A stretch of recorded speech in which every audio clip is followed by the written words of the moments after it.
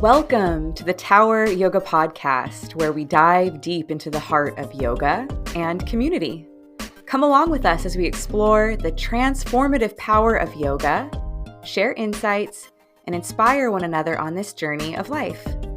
I'm Kellee Williams, and I'm your host and the co-founder of Tower Yoga. Thank you for joining our yoga community. Hello, and welcome in. Today's episode theme is all on celebrating or honoring summer solstice. It's often known as June solstice because, of course, it's not summer everywhere, but there's some kind of solstice happening everywhere. But I'll refer to it as the summer solstice since I am, and most of you listeners, dear listeners, are here with me, and it's summertime. The summer solstice is a very sacred time. It's been commemorated by humans through fire and ceremony. It's a way to honor the sun as it peaks high in the sky and stretches the day into the longest one of the entire year. June 21st, it's the day with the longest day and shortest night. It occurs when Earth's tilt toward the sun is at its absolute maximum. So the sun is at its zenith. It's at its peak. I've always been super connected to eclipses and to solstices and things like that because they feel very like portal-y to me. But the summer solstice specifically is something I feel so connected to because my birthday is a handful of days after. And I always think it's so cool that the sun is at its peak. It's at its like maximum on that day. And then for me, right, like right before my birthday, I feel very much like I'm at the peak or the maximum of that age, my age, right? And so it's a reflective time, but also a time where I'm really excited to move onward and forward in like a new way. So the summer solstice does represent new beginnings. It's got themes of illumination and growth, transcendence, abundance. And so thinking about ways to align with the sun in its peak like that is in its own right a good way to honor the summer solstice. There's so many ways in which I can get really tangential on what to talk about with the summer solstice, but I think I wanted to kind of narrow in and hone in maybe just on a few core things today. And if we float and I end up kind of going on some other pathways as we do that, then let's go. But for the most part, I want to speak on the metaphor or symbolism of Surya Namaskara, the sun salutation. Surya, of course, being the sun god or deity in Hinduism, the creator of the universe, the giver and bringer of life. And each one of the 12 movements in the sun salutation represents something really specific. And I don't know if everyone knew that. So I thought that that would be a cool thing to talk about. So we'll go over that. And of course, there's plenty of pranayamas or breath techniques that we can do that helps generate heat and warmth in the body. But there is a specific pranayama, Surya Bhedana, that is dedicated to the sun. And so we'll go over that just because that'll be fun. And I'm not sure if everyone knows about that pranayama. It's not one that's like talked about as commonly. And then I love to give some ways in which we can meditate on the sun, whether that's through an ancient practice of sun gazing, a little controversial, but we'll get into it, or maybe meditating on your own inner sun or light within, or potentially even working with sunstone and meditating with that in your hand, your palm, or your pocket. So those are a few things that we'll focus on. Surya is, again, like I said, the Hindu god of the sun and is featured in many ancient Hindu texts. He is one of the five major deities in the Smarta tradition and is known by many names that represent different aspects of the sun. That's really, really cool.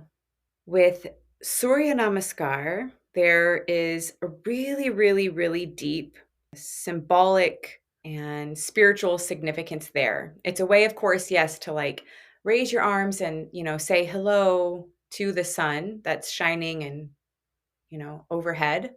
But it's also a way to kind of bow in as you fold forward and honor that sun or the inner light of awareness within yourself. So the practice of Surya Namaskar is a ritualistic way of awakening the inner light, or you could even call it divine consciousness in you, the practitioner. There was a really cool article that I came across that speaks pretty in depth about the symbolism of Surya Namaskar. And by the way, Surya is sun, Namaskar, salutation, sun salutation. There are so many versions of sun salutation, maybe four or five, something like that. That number can change depending on who you ask, but there's a handful. What I think is really interesting, though, is most of them link up to 12 different movements, one breath per movement. The article that I'm reading from is speaking of one specific one where you add kind of like a low lunge and a bow when you touch your forehead to the ground. Some of you might know that one that I'm talking about. But that's not necessarily, it's not uber important that you know the exact sun salutation I'm speaking of. This symbolism can go for each and every single one of those versions.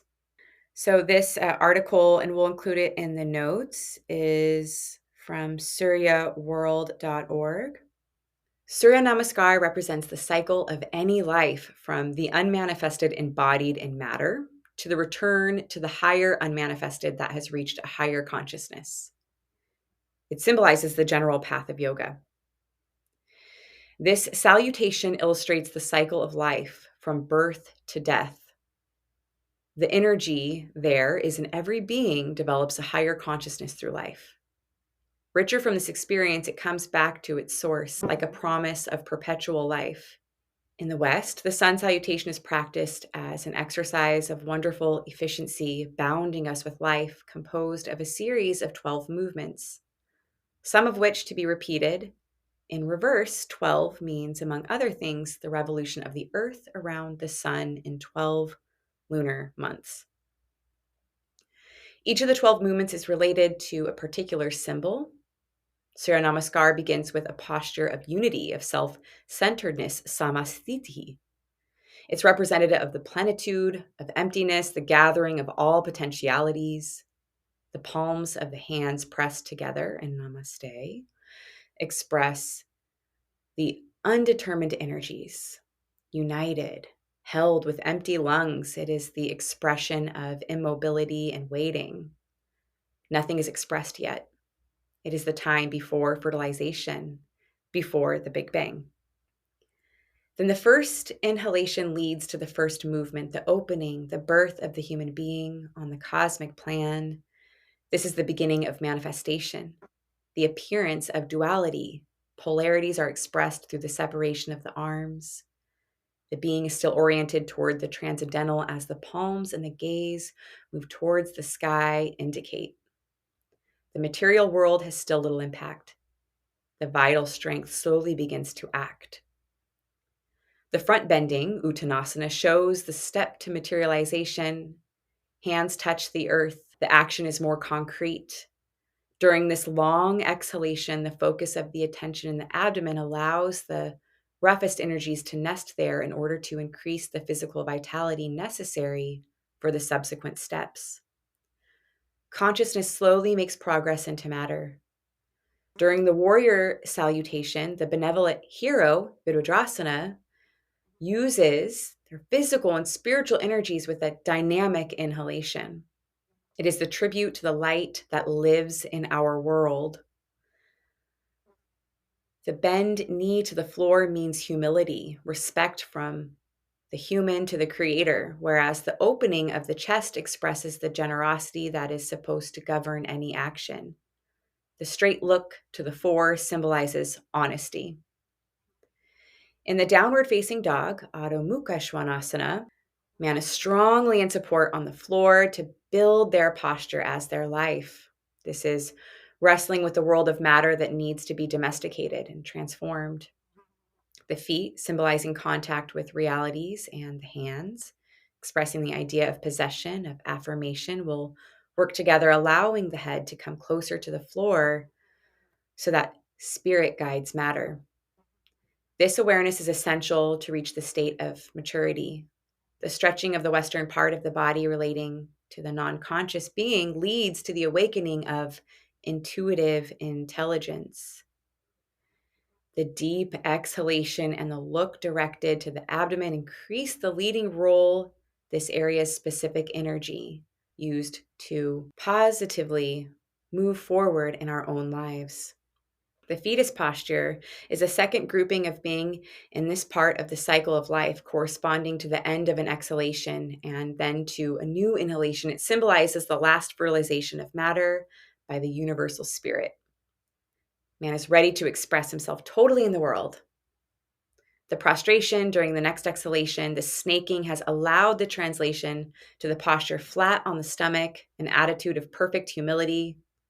The whole front of the body, as well as the forehead, are in touch with the visible world. This is a stage of the incarnation necessary to the manifestation of consciousness. This attitude can be found in some of the initiatory or religious practices where they mark the surrendering of the ego, the prostration. Finally, the peak of the cycle is reached with the cobra posture, the Bhujangasana. The firm push of the body against the floor allows the chest and the head to straighten up proudly without any risk. The brave look, the open chest, and the inspiration illustrate the harmony established between the world of action and the world of spirit, between the acting and the welcoming. The desired balance between earth and heaven can be translated by the rooting of the pelvis to the floor, the vertical direction of the upper vertebral axis, chest, throat, and head. The three lower chakras related to the rough energies are stuck to the earth, whereas the subtler energy chakras are related to space, clearly meaning that the major purpose of life is the connection between the energy of the matter and the spiritual dimension. The rest of the salutation is the sequence of postures, number 9 to 12, which is the same as the previous sequence, number 2 to 5. It's done in reverse order and closed by the return to posture number 1. We can break Surya Namaskar into two parts made of alternations, openings and closings of movements headed to the sky and others to the earth, of firm postures, tonic postures, and then relaxation and integrating moves. These two phases, symbolically distinct, express themselves with mutual figures that are in reverse around the central figure, the cobra, the peak, or like the sun. The progressive descent of consciousness and the manifestation in the incarnation reached its peak. The contact with the earth is full. Then the alliance with the spirit is complete, and the return to the spiritual dimension, the relief of being, leads the body to straighten up. It is the return to verticality. The essential unity is reinstated. Whew.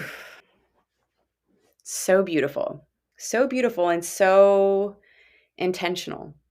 I mean, you've probably come to realize that the more you start to dig in and lean into your yoga practice, it's all very intentional. The postures, some of the orders, depending on what style you're practicing, but specifically we can talk about the sun salutations there. It's really beautiful, thinking about nowadays we can sit down and we can ask Google or Chat GBT or whoever or whatever questions that we have, right? But at a certain point, humans had to look around at the natural world in order to make meaning, to make order. And of course, you'd be guided by, if you're observing around you, the sun and the stars and the water and the trees and nature. nature that you exist in and are made from and a part of and are.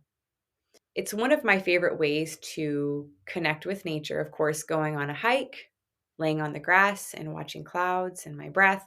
Those are all great things. But doing a sun salutation, it's like, oh, yeah, you know, the sun is, it's so amazing. I don't know what the exact science is on this. I meant to look it up, but I didn't. But I heard at some point that, like, without the sun, we wouldn't even make it 24 hours. Like, we would freeze over, you know? And without an inner light of awareness within us, like, how could we make it? How could we go on?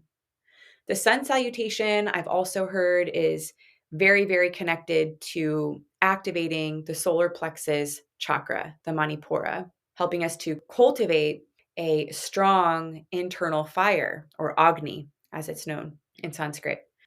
Not only a digestifier for, like, physically for, like, the food that we take in and that will become us, but a digestifier for, like, all of the experiences that we make, the conversations, the things that we see and take in and hear and take in and sense and feel energetically and psychically and take in. And there is an internal fire that helps us transform all of that into something useful.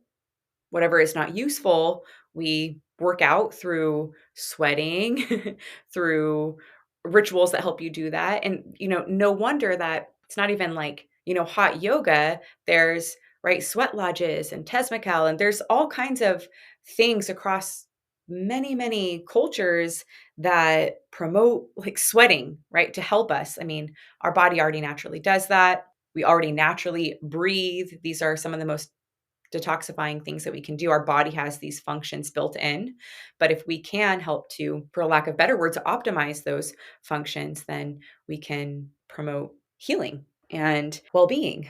Through these kinds of practices, I think we really, really connect to our own nature and can remember that we are a part of, like, a greater thing. It's just so beautiful. I mean, even the posture names, it's like mountain, cobra, all these kinds of things. It's so cool and so beautiful, which leads me into our next topic, pranayama, breathing technique of our breath work. I would say that doing any kind of breathing that helps to generate some warmth and heat and allows you to kind of feel your own, like, inner heat from the inside could be a cool thing to practice in order to kind of feel that inner sun. But we'll go over Surya Bhedana Pranayama together. It's a warming pranayama or breath work. Many times we want to balance out things that we're feeling with the opposite quality because that brings balance.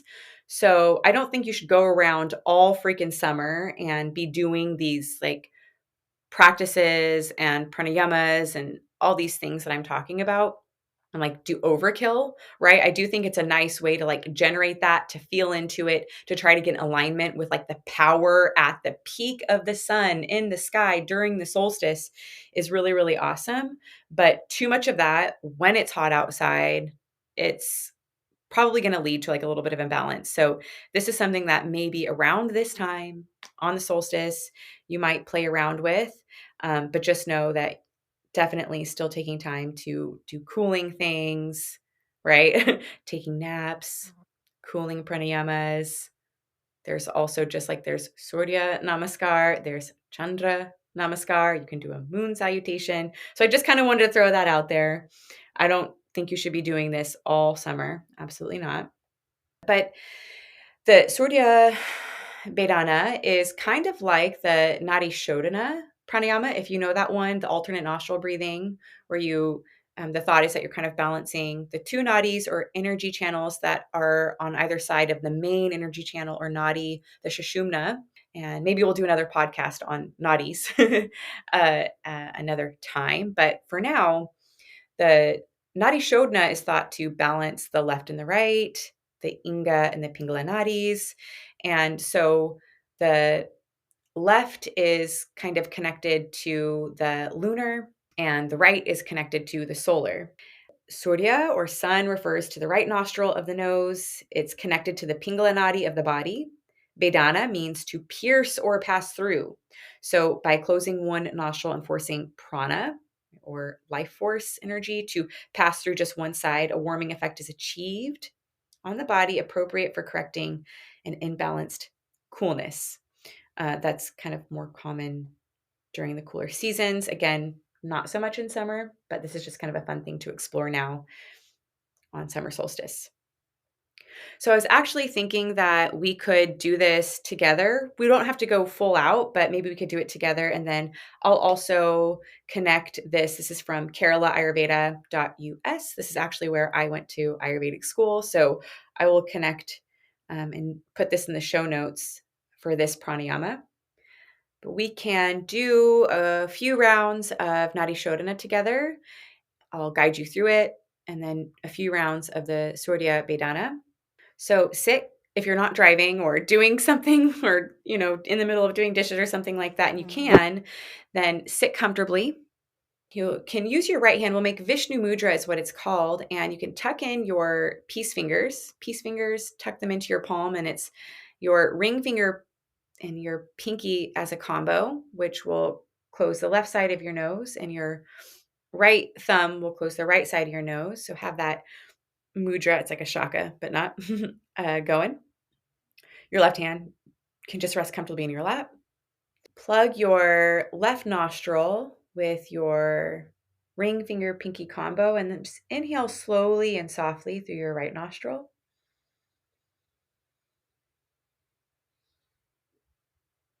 And then plug your right nostril with your right thumb. Release your left nostril. Exhale through your left nostril, just slowly and softly. No need to do Ujjayi pranayama or anything like that. And then inhale through your left nostril.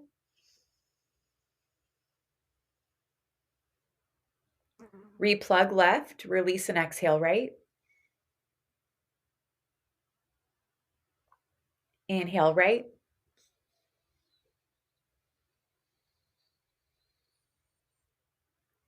Plug right, exhale left. Inhale left.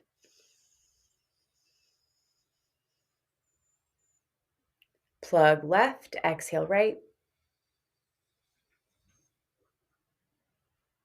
Inhale right.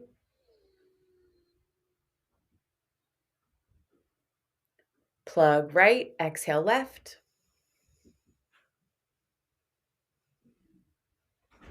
Inhale left. Plug left, exhale right.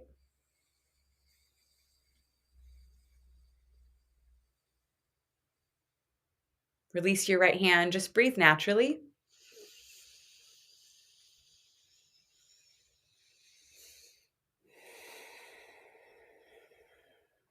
So that's our Nadi Shodhana.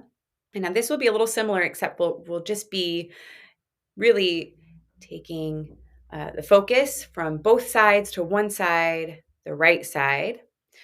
So take, again, your Vishnu Mudra. That's tucking your peace fingers into your right palm, your right peace fingers into your right palm, keeping your ring finger, pinky in your right hand as one unit, and your right thumb available. And plug your left nostril with your ring finger, pinky combo. Inhale through right. Plug right, exhale left. Plug left, inhale right.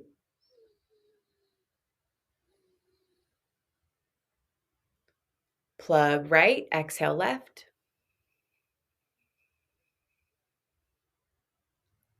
Plug left, inhale right.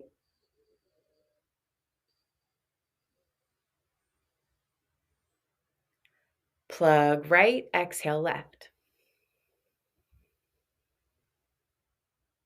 Plug left, inhale right.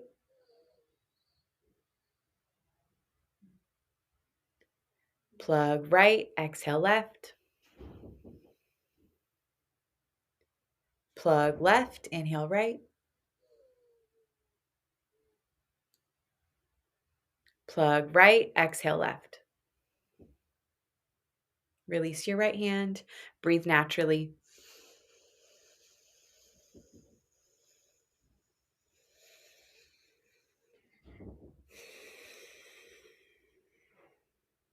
Observe yourself, any effects from the breath work, if any.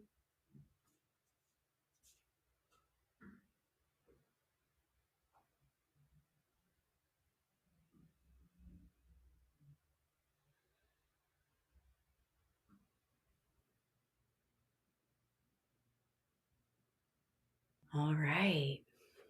This takes us right into practice, really, of how do we align through meditative practices with the power of the sun?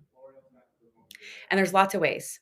So, one of the ways, and this was a lot of times done, it's still done today in India. And actually, when I was there, I witnessed this in Varanasi. There is the practice of doing your sun salutations before the sun comes up. And then as the sun starts to rise, you offer water and you throw and sprinkle water as an offering to the sun. And then you sit, and anywhere from like 30 minutes to an hour, you meditate on the sun as it rises. It's called sun gazing. So some of you have probably heard this, and it's a little controversial, I will say. And in no way am I saying, hey, like at any time of the day, especially in the middle of the day when the sun is like way high in the sky, am I saying stare at the sun? No, that's not good. But doing it in the first like 30 minutes to an hour, really probably closer to 30 minutes with like a half kind of gaze and just watching the sun is thought to be a technique that helps you to kind of embody this power of the thing that gives life to our entire planet. And it's also practiced sometimes at sunset. And I like that one, especially like if I'm around a body of water or like in the mountains or something like that, like up high where I have like a really, really good view, but you can do it anywhere. Sun gazing on the sunset. And really, again, it would be like the last 30 minutes to an hour, but really like closer to the 30-minute mark where you would, with like a soft, soft gaze, just kind of like watch the sun as it goes down. And there's a whole plethora of like benefits and things that I've read about. I'm not going to parrot any of those things here because I don't want anyone to come at me about this or that. But if it intrigues you, if you feel any kind of spark of interest, just look it up if you don't know about it already. Sun gazing. There's like some cool documentaries on YouTube and those kinds of things. So look that up. You can also do sun gazing with your eyes closed. So, and this is something I do a lot if like I didn't wake up, around sunrise or something like that, which oftentimes I don't. I will sometimes go still earlier part of the day, not necessarily when the sun's like the hottest, but go outside for a moment and like lay down or sit down and like turn my face towards the sky with my eyes closed. And I'll tilt my head up like towards the sun, and it kind of feels like it sort of comes through my eyelids. And I just kind of get that heliotherapy in that sun. And I don't do it for very long, just a short little tiny moment, but I feel really energizing effects from that, meditative and beautiful centering effects from that. And I feel like I do align with this like quality of like abundance, of like power, of strength, of ego, and not a bad way, like of like I can do this, I can like do my day, I can, you know, have that conversation, or I can take care of my responsibilities. It's really cool to feel that. So that's also something that you can do. You can actually do it with your eyes closed. But of course, you can meditate on your own inner sun, your own inner light, your own inner light of awareness, that spark or thing that's been with you since you can remember, that part that even though you've probably changed and gone through a lot of different phases, it's this teeny little part, this like witnesser or observer part that's just sort of been there, unchanged. And that part's usually what we say is connected with something higher. It's Ishwari Pranidhana. It's that concept of, uh, you know, God or universal intelligence, whatever you want to call it. And so you can meditate on your own inner light of awareness. That could be a cool way. And then another way is you can work with a stone.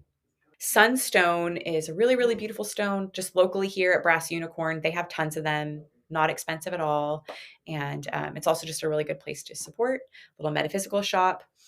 And you can get a piece that like calls to you. You can pick out a sunstone that calls to you, and you can just like hold it in your palm. You can look at the like grooves and the shape, and if there's like any veins or like colors in it, and just meditate on the stone. You can hold it in your hand and meditate on it. You can put it underneath your pillow at night and see if it has messages for you subconsciously that like, seep in through your dreams. You can put it in your pocket. You can get a little pocket rock, and then every time you like reach in your pocket or you touch or feel you can be reminded of your own inner strength and your own inner kind of sunlight, if you will.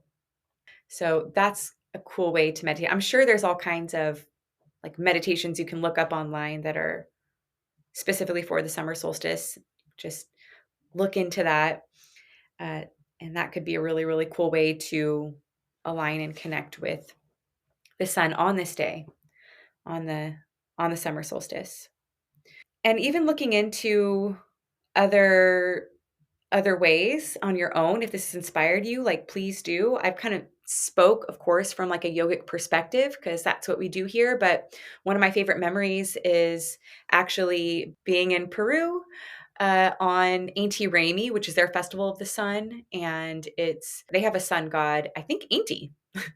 Yeah, I want to say Inti is the sun god and Raymi is festival. So yeah, and maybe that's Quechua. I don't know. Yeah, I have to look into that, but I think so. And so that's beautiful. But there are like the Mayan also have a lot of really cool rituals on the June solstice. And I mean, across cultures, there's so many really significant and beautiful ways that you can connect. There's China and Croatia, in Ukraine. There's all kinds of places that have their specific festivals and meanings. So it could be a fun thing for you to go and kind of check into and just geek out on. Or you can even go from more of like an occult or magical perspective of the summer solstice as a portal. And what does that mean? And how do you work with the summer solstice to generate, energy for your life and to manifest what it is that you want to have realized before it's time to transition into the great mystery of it all, So I really hope that you enjoy just a few of these musings in honor of the summer solstice, in honor of Surya. Remember that the sun salutation is symbolic. It's so much deeper than just a bunch of movements that you flop through. Remember that breath work is a really, really beautiful way to honor and generate not only nature from outside, but within you. And that there's so many cool ways to meditate on the symbol of the sun and what it means for us as human beings on the planet. So once again, thank you so much for listening in, and I hope that this episode serves you. Be well. Happy solstice. Thanks again for listening in and joining our yoga community. If it so resonates, please share this episode with a friend. Remember, the inner light of awareness within me honors the inner light of awareness within you. Until next time, stay grounded, stay present, and keep flowing with grace.